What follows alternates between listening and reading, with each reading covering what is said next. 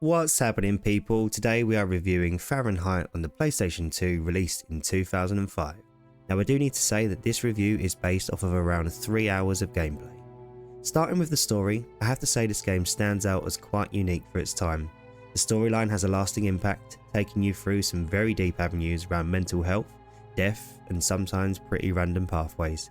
It's easy to see why this game had quite a cult following. 7 out of 10. The visuals in this game I believe are pretty solid. Quantum Dream seemed to be very brave with their choices and decided to push the graphics, considering what was possible at the time.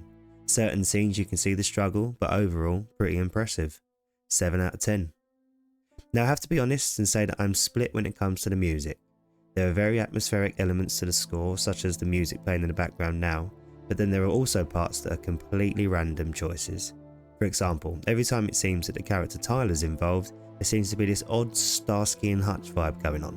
For the randomness of it, I give it a 6 out of 10. The main element of this game that really lets it down for me is the playability. Without meaning to be too harsh, the controls are pretty diabolical. The camera angles are about as fun as a kick in the head, and there were several moments where I wanted to just throw the controller at my TV. For a game that depends on quick choices and button sequences, this was a big letdown. 3 out of 10. Lastly, we have repeatability, which I give quite a decent score for. You're in control of how much time you spend looking around and interacting, which gives a sense of wanting to go back and play it through again to see what you missed. Additionally, for those who are fond of how quirky the game is, I can see why people would go back to relive those memories. 7 out of 10. Overall, unique, memorable, and downright frustrating at times. So we'll give it a 5 out of 10.